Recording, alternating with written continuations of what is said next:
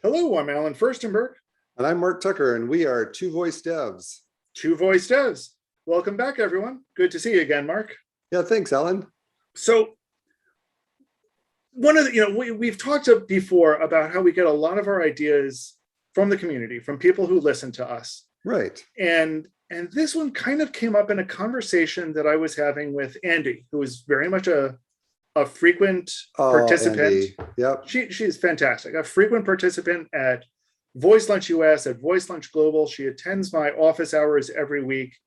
She's got some really, really interesting insights and questions about why we do things the way we do sometimes.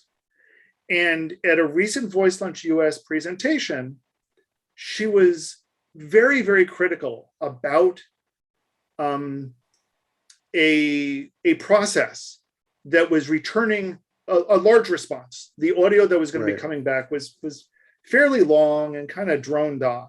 Like how many sentences? Any idea? And even if it may have been a sentence or two, but it was providing help, some detailed help. So help is always challenging when you're trying to, you don't want to necessarily give too much or not enough. And when do you do it? Do you wait for people to ask for help, or do you try to, like, the first time that they do something, give them information? There's all kinds. Yeah. Right. And we've covered various strategies to tackle that in the past. But her observation was that it didn't really matter when you gave it, because you were going to tune out to it immediately because it was so slow. And you just wanted to say, stop, I got it. Yeah, shut up. Fine. Yeah. Fine. I'm wrong. Let me just stop. And I thought she had an excellent point. And in thinking about it and talking about it some more, one of the things she said was, I just wish I could just speed it up. And Dana, another listener of ours, said, well, you could ask Alexa to talk faster, which prompted all of us to say, you can do what? Oh, yeah, you can. And if I remember correctly, it actually automatically just updates the speed of your skills talking too. Yes. So it's actually, but I'll get to that in a second. But this prompted us to think, what are the various tools that we have as developers? When the designer says to us, I need to get all of this information across, but I need them not to fall asleep by the end of it. Yes. What can we do? So I kind of wanted to talk about what tools do we have in our bag to make responses more interesting? Interesting. So it reminds me of the guy goes into the doctor and says, doctor, it hurts when I do this. And he says, well, stop doing that. So I guess maybe the first thing is to examine your text and maybe not make them so long and boring. So that might be like very much a designer, copywriter, screenwriter, author, problem. So it may not be the development problem. It may be or maybe a development problem because the developer is doing the copy instead of. Yeah, let's actually. I'd like to assume that we actually have designers helping us. Okay, good, because that is definitely the preference. Yeah. So yes, let's assume for the moment that they've exhausted their possibilities in whittling down this text to something that won't put people to sleep. All right. And they're still concerned about it.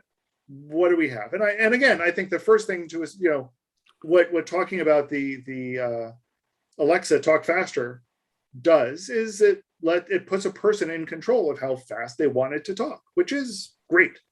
Didn't know it existed, so that was really cool to see that it did exist and it did work. Yeah. And this reminds me of a conversation that I've had many times with Heidi Colburn, where she's talking about, well, depending on the older that you get, you just need to have things set a little bit slower. Exactly. And so I think that's a problem to solve, but we do have that ability inside of our coded responses using SSML.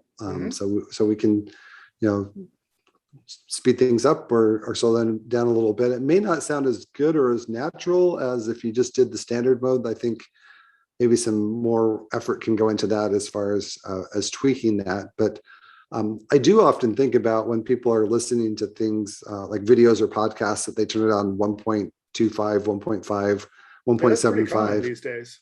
It would be nice to have that ability built in, with some standard intents, to speed that up 2 times, slow that down a bit, actually have control within your skill or action as a developer to then, adjust the speed. Because sometimes, I'm thinking of like Wikipedia. I don't know if this is still the way that it was, but you used to ask something to Alexa, and if the source of that information was Wikipedia, they would read you the first sentence, and then they would ask if you wanted to hear more. And if you said yes, then it would just start reading the whole Wikipedia paragraph by paragraph. At which point you're just kind of like, I'm done listening to this. Really, I can't.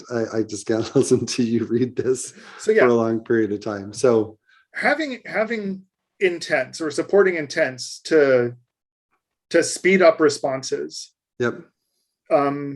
Is good. And, knowing that some of them are going to be longer and making it so that we make those a little faster is also good.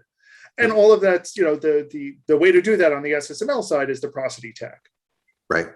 So certainly, having prosody as part of our response, again, in our toolkit is a reasonable approach. Does APLA provide anything that lets you manipulate the prosody of output? Or is it mostly focused on the longer forms? So responses there. No, it's kind of blurring the lines. So it seems like improvements to anything with audio is being moved to Alexa Presentation Language -audio, APLA, and so it does handle some of the same things with short form, long form, and it's kind of this interesting middle ground where things get a little weird or clunky. Unfortunately, I think more things are probably going to be ended up moving into APLA and as kind of the new and improved way of responding to things, but there's not a lot of new thing, because behind the scenes, in the end, you can still specify SSML as what's going to be responded back on the APL side. It's more about mixing audio together, kind of the parallel sequence stuff that Google went ahead and built into an extension in SSML. We'll get back to that one in a second as well, because that had me think of something. Okay. So it's SSML. There may be some things you can do with APLA about prosody. I know one of the things I did with multivocal is that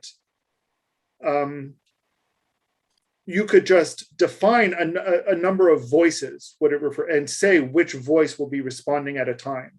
And one of the things that this voice can have is the prosody setting.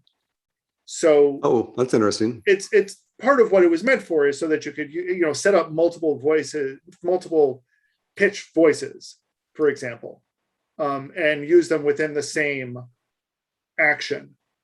But it can certainly also just be used for, to change the speed, right, so that some responses use one voice and other responses use a different voice. And you specify that as part of the voice, and it injects that into the SSML on its own. Yes, there's some similar things. The first example that's on the Alexa side was being able to add the whisper tag. So you could have part of your SSML, having this section of text be read back with a special effect added onto it, being a whisper effect. So that was kind of like the first custom tag that Amazon added to SSML that allowed you to do whisper. They've added some other ones. They've got a couple of ones that are and that's the first one was in the SSML, shows up as Amazon : effect. There's another one called Amazon : emotion, and the two emotions are excited and disappointed. And then you can choose low, medium, or high on each of those. So if there's something that you want to affect, this probably isn't for like long text, but to add a little bit of character diversity to maybe a story that you're telling or to a specific portion, if it makes sense, then you can make things more excited or make things a little more somber, I guess. Well, I certainly think that those could be used, when reading out some long text, especially if it's like a help message. You may want to, make it a little more disappointed than your usual, because this will, people will catch on to the fact that you just said something different. One of the interesting things about how we hear things is that we will hear subtle differences like that and pick up on it, and we'll pay more attention to it. So that might be a useful trick. Are there other effects? I mean, I remember hearing at one point there was like the newscaster voice. Yeah, there is. Jump to that though. What I was thinking about is that this is also a point where sound effects or Yes. sonic branding could be used at different points to indicate, like maybe you submitted an order and there's a specific sound that gets made, so that over time you can get used to hearing that sound, and then you can just know that was successful. So in essence, what you're doing is you're abbreviating some text with the sound. It's kind of like a picture is worth 1,000 words. Some sort of a sound effect or sonic branding can be worth at least a few words. Yes, and this was actually something that I was thinking about when you mentioned APLA and layering. Yep. Is that you could, this is not done a lot right now, but if we think about audio effects in movies, we have like a background theme music playing that sets the tone for what's going on.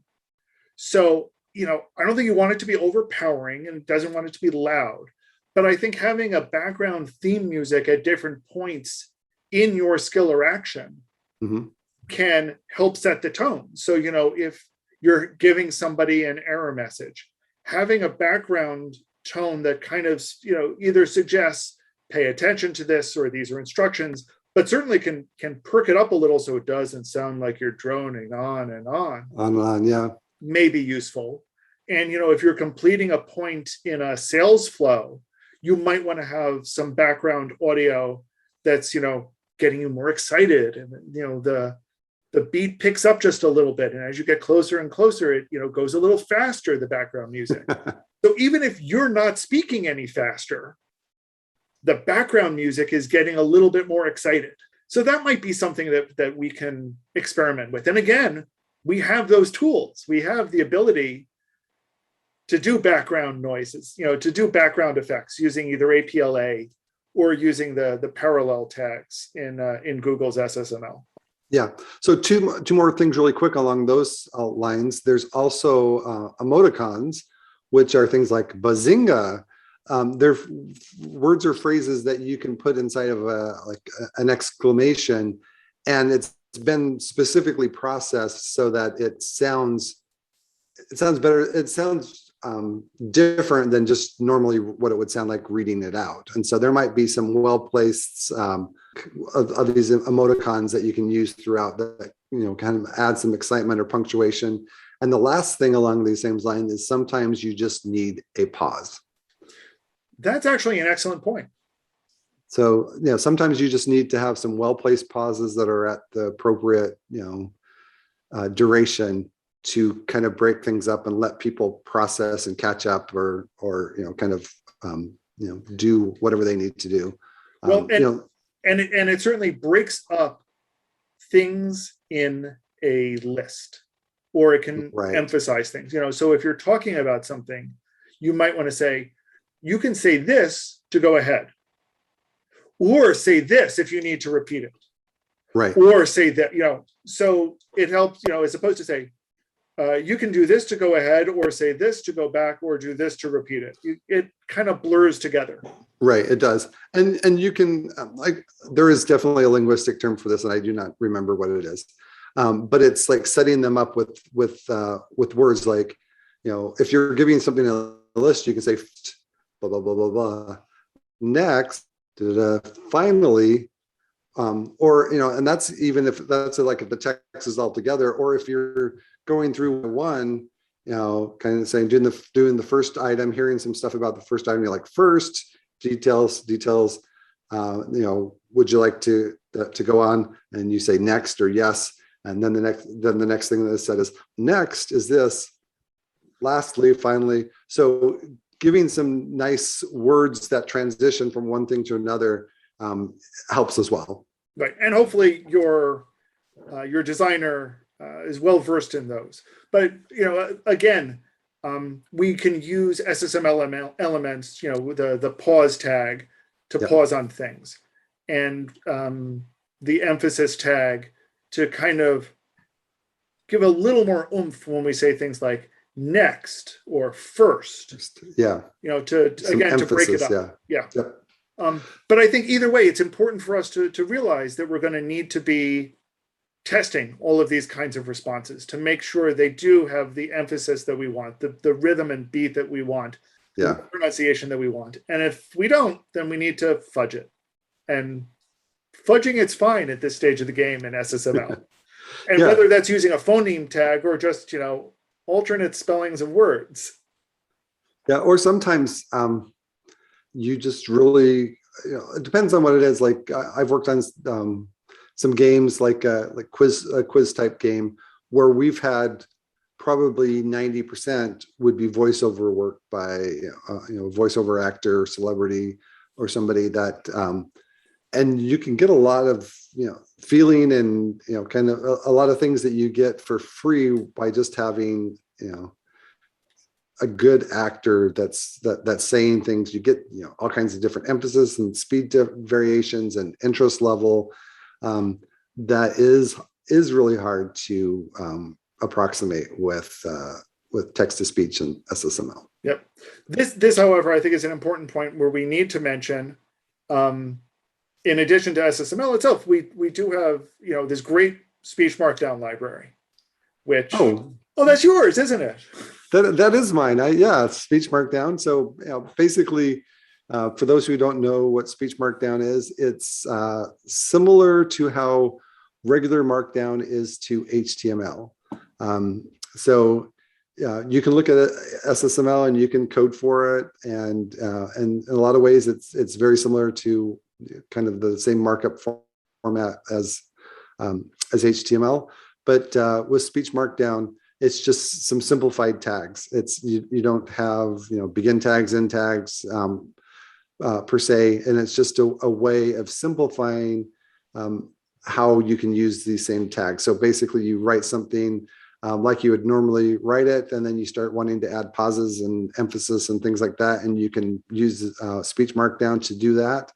And then because all the platforms support SSML, then right before the output happens, it changes that speech markdown, that text that's been marked down with speech markdown, and turns that into SSML. And what's another advantage of it is that you can, with speech markdown, is that you can use it once, and there are different flavors of SSML based on if you're doing Alexa or Google or Bixby or others. And you only have to code it once. It figures out based on which platform you're using what SSML to return.